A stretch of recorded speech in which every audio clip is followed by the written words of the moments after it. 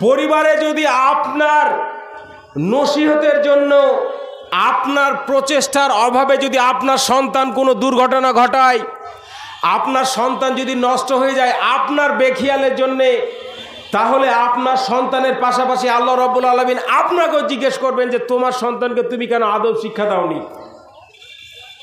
শুধু কি বাড়ির কর্তা, বাড়ির মহিলা যিনি আছেন স্ত্রী, তাকে তার সমস্ত স্বামীর যে সম্পদ রয়েছে, টাকা পয়সা রয়েছে, ঘরের মধ্যে আসবাবপত্র রয়েছে, বাড়িতে ছেলেরা রয়েছে, সন্তানেরা রয়েছে, তাদের সমস্ত কিছু ভালো মন্দ দেখভালের দায়িত্ব আল্লাহ রাব্বুল আলামিন তাকে দিয়েছে। আপনার ছেলেটা ভালো আদব শিখছে কিনা, ভালো ভাষা শিখছে কিনা, ভালো কথা শিখছে কিনা, এই বিষয়ে বাড়ির সমস্ত দায়িত্বর জন্যে একজন মাকে নির্বাচন করা হয়েছে, যে মাকে জিজ্ঞেস করা হবে যে আপনার ছেলে কোন আদতের ছিল, আপনার ছেলের আদব আখলাক নষ্ট কেন হয়েছিল। আজকে আপনাদের সম্মুখে আমি বর্তমান সময়ে পরিবার এবং সমাজ সংশোধনে আমাদের কি ভূমিকা রয়েছে, আমাদের আপনাদের সবার কি ভূমিকা রয়েছে, সেই বিষয়ের উপরে কিছু আলোচনা রাখার চেষ্টা করব ইনশাআল্লাহ। বর্তমান সময়ে সারা পৃথিবীতে, সমগ্র পৃথিবীর দিকে তাকানো যায় তাহলে অনেক দেশে বর্তমানে যুদ্ধ চলছে, এবং বিগত কিছুদিন আগে পৃথিবীর অনেক দেশে যুদ্ধ হয়ে সেই দেশগুলোকে ছারখাড় করে দেওয়া হয়েছে। পাশাপাশি যে সমস্ত দেশে শুধুমাত্র ফিলিস্তিন নামক দেশে যুদ্ধ চলে না, পৃথিবীর অনেক দেশে মুসলমানদের উপরে জুলুম নির্যাতনের রোষানল চলছে, এবং অদূর ভবিষ্যতে এই যুদ্ধ কখন থামবে এবং তাদের মনে যে ইচ্ছা, যে মনের যে বাসনা কখন পূর্ণ হবে, এটা আমরা কেউ বলতে পারছি না। কিন্তু একটু যদি খেয়াল করেন তাহলে আমাদের যে সমাজ, এই পরিবেশ, এই সমাজ এবং পরিবেশ নিয়ে একটি দেশ তৈরি হয়। এই দেশের মধ্যে আমরা যে একটা বিরাট অংশের লোক, বিশেষ করে সমাজ এবং পরিবার নিয়ে বসবাস করছি, এই সমাজ এবং পরিবারেও কিন্তু অশান্তির আগুন জ্বলছে, যেটা আমরা খালি চোখে বুঝতে না পারলেও যদি আমরা আমাদের নিজের ব্যক্তিগত জীবনে, সামাজিক জীবনে একটু ভালো করে আমরা অবলোকন করি, তাহলে দেখতে পাবো সমাজের পরিস্থিতি ঠিক নেই। সমাজের ড্রাইভার যাদের হাতে চলে গেছে, যারা সমাজের ড্রাইভার সিটে বসে আছে, তাদের অবস্থা খুব নড়বড়ে। আমাদের পারিবারিক বন্ধনগুলো খুব স্থিতিশীল নয়। এমতো অবস্থায় আমাদের ভাবতেই হয় পরিবার সংশোধন, সমাজ সংশোধনে আমরা কি কি রূপরেখা নিতে পারি। আজকে আপনাদের সম্মুখে আমি পরিবার এবং সমাজ এর গুরুত্ব ইসলামের দৃষ্টিতে কি, এটা সংক্ষেপে আলোচনা করার চেষ্টা করব। বস্তুবাদী দৃষ্টিতে যারা পশ্চিমা শক্তি, তাদের দৃষ্টিতে সমাজ এবং পরিবার কি, সেটা আলোচনা করব। পাশাপাশি আমাদের ইসলামের দৃষ্টিতে সমাজ এবং পরিবার কি, সেটা আলোচনা করার চেষ্টা করব। এবং সর্বশেষে আমাদের সমাজ এবং পরিবারে যে সমস্ত বস্তুবাদী চেতনা, যে সমস্ত পাশ্চাত্য সভ্যতার আগ্রাসন আমাদের সমাজে এসে লুটিয়ে পড়েছে, সেইগুলো আপনাদের সম্মুখে চেষ্টা করব কিছু তুলে ধরার। আমরা জানি আমাদের সমাজ ব্যবস্থার প্রধানতম একটা ভিত্তি হচ্ছে আমাদের পরিবার।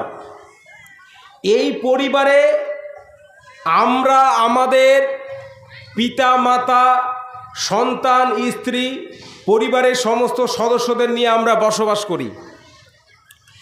এবং ইসলামিক পরিবার এমন একটি পরিবার, যেই পরিবার থেকে একজন মানুষ তার জীবনে যত সমস্ত কিছুর প্রয়োজনীয়তা রয়েছে, সমস্ত প্রয়োজনীয় উপাদান সে তার পরিবার থেকে আদায় করতে পারে।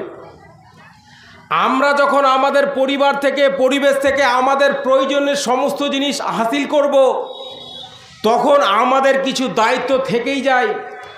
যদি আমরা আমাদের সেই দায়িত্ব, সেই কর্তব্য যেটা আল্লাহ রব্বুল আলামিন আমাদেরকে বেঁধে দিয়েছেন, সেইটা যখন আমরা সেখান থেকে যখন সরে আসব, তখন পারিবারিক যে কাঠামো, সামাজিক কাঠামো, সেটা আস্তে আস্তে আস্তে আস্তে ভেঙে পড়বে এবং আমাদের যে ইসলামী সভ্যতা, সেই সভ্যতা ক্রমশ তলানির দিকে এগিয়ে যাবে। আমাদের পরিবারের, সমাজের, দেশের, এলাকার এমন কোনো ব্যক্তি নেই, এমন কোনো সদস্য নেই যে ব্যক্তি এবং সদস্যের জন্য আল্লাহ রব্বুল আলামিন সুনির্দিষ্ট কোনো দায়িত্ব রেখে দেননি।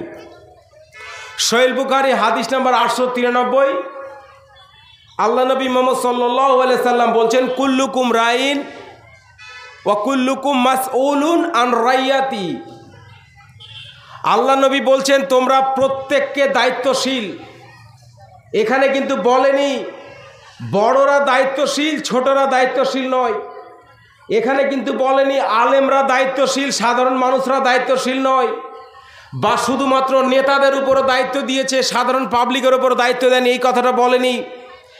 আল্লাহ নবী বলছেন সমাজে সবাই দায়িত্বশীল এবং প্রত্যেক ব্যক্তিকে, আপনারা যতজন সামনে বসে আছেন, আমরা যতজন এখানে রয়েছি, আমাদের প্রত্যেককে হাসরের ময়দানে আল্লাহ রব্বুল আলামিন আমাদের দায়িত্ব সম্পর্কে জিজ্ঞাসা করবেন। আমাদের যে দায়িত্ব ছিল সেই দায়িত্ব সম্পর্কে আমাদের জিজ্ঞেস করা হবে, আমরা সেই দায়িত্ব পালন করেছি কিনা। যদি পালন না করে থাকি, তার খেসারত আমাদেরকে দিতে হবে। এই হাদিসের মধ্যে আল্লাহ নবী বলছেন পিতার দায়িত্ব, পরিবারের যিনি কর্তা, তার দায়িত্ব হচ্ছে তার পরিবারের সমস্ত কিছু অন্তর্নিহিত থেকে নিয়ে, বহির্জগৎ থেকে নিয়ে সমস্ত কিছু সাপ্লাই দেবে, সমস্ত নিরাপত্তা থেকে নিয়ে ভালো মন্দ সমস্ত কিছু দায়িত্ব সেই পরিবারের উপরে, পরিবারের কর্তার উপরে। পরিবারে যদি আপনার নসিহতের জন্য, আপনার প্রচেষ্টার অভাবে যদি আপনার সন্তান কোনো দুর্ঘটনা ঘটায়, আপনার সন্তান যদি নষ্ট হয়ে যায় আপনার বেখিয়ালের জন্যে, তাহলে আপনার সন্তানের পাশাপাশি আল্লাহ রাব্বুল আলামিন আপনাকেও জিজ্ঞেস করবেন যে তোমার সন্তানকে তুমি কেন আদব শিক্ষা দাওনি। শুধু কি বাড়ির কর্তা, বাড়ির মহিলা যিনি আছেন, স্ত্রী, তাকে তার সমস্ত স্বামীর যে সম্পদ রয়েছে, টাকা পয়সা রয়েছে, ঘরের মধ্যে আসবাবপত্র রয়েছে, বাড়িতে ছেলেরা রয়েছে, সন্তানেরা রয়েছে, তাদের সমস্ত কিছু ভালো মন্দ দেখভালের দায়িত্ব আল্লাহ রাব্বুল আলামিন তাকে দিয়েছে। আপনার ছেলেটা ভালো আদব শিখছে কিনা, ভালো ভাষা শিখছে কিনা, ভালো কথা শিখছে কিনা, এই বিষয়ে বাড়ির সমস্ত দায়িত্বর জন্যে একজন মাকে নির্বাচন করা হয়েছে, যে মাকে জিজ্ঞেস করা হবে যে আপনার ছেলে কোন আদতের ছিল, আপনার ছেলের আদব আখলাক নষ্ট কেন হয়েছিল।